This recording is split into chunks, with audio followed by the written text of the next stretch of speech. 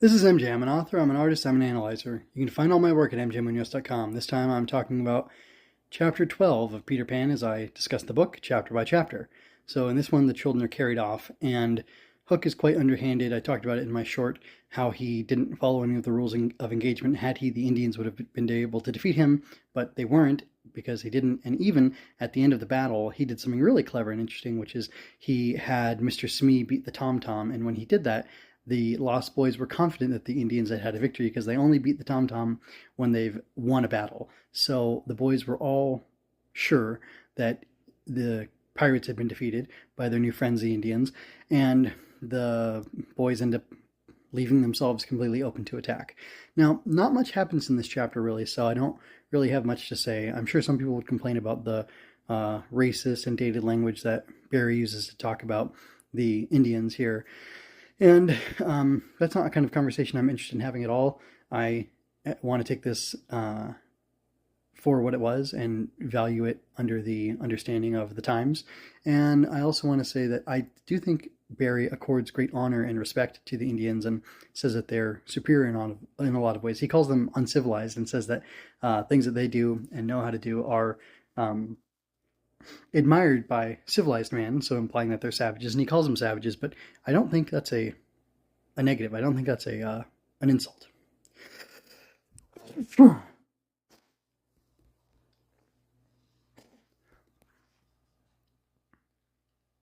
Especially not to the mind of a child, and we have to remember that this book is written to children, for children, and while you may not like that he's inculcating that idea of Indians as savages or Native Americans as savages, he means it as a compliment, and a compliment alone.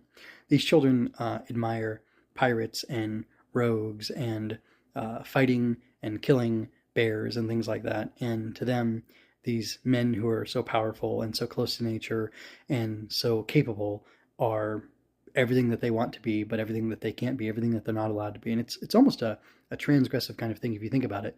And I think there's a lot to be said about that. I think there's a lot that can be thought about, but not in a scolding, attacking, schoolmarmish way. I think there's something that we can do to look at that and understand the virtue in it and the value in being that kind of dangerous individual. I don't know why, but recently C.S. Lewis's line said through Mr. Beaver about Aslan keeps coming to mind. You know, is he? Oh, Lucy says, I hope he's a tame lion. No, of course he's not tame. He's dangerous. He's very dangerous, but he is good. And that's the important part. That's the distinction, that these Indian savages, though they may be, they're good. And not only are they good as the boys' allies, but the boys saw them as good before then. They appreciated them for who they were and didn't need to have them conform to their unsavage nature. They didn't need them to be civilized in order to respect them and see them as equals and possibly even superiors in some ways. And I think that's the kind of language that Barry has here. And I think when you reduce everything to a political stance, when you reduce everything to by saying this, am I putting myself on the wrong side of history? By holding this opinion, am I thinking the wrong thing? Then you limit yourself and you victimize yourself and others by casting everybody in this bizarre game of ideology and words and patterns of thinking and manners of thinking about things, as opposed to the world of action where you get to see people who espouse certain things will turn around and harm the very people that they say they want to help. And people who don't hold to those soft worded ideals will be crude and be rude and yet give people honor and dignity and respect and become allies with people like that who others would suspect that they would hate and want to harm, which isn't true, I think, in most cases. So I know it's a very interesting chapter. I know I talked real political there, and I didn't talk much about the chapter, but there's not much to talk about the chapter that isn't political. The turns of phrase were lovely. It was beautiful prose, and it was interesting how deadly and dastardly Hook is described. And beyond that, there's not much else to say. The boys are innocent, and there's a certain innocence and charm and honor to the tribe as well that is described, and then that's contrasted with Hook's real savagery and his real lack of decorum and his real lack of honor and his true villainy. And I think that in and itself is interesting to think about.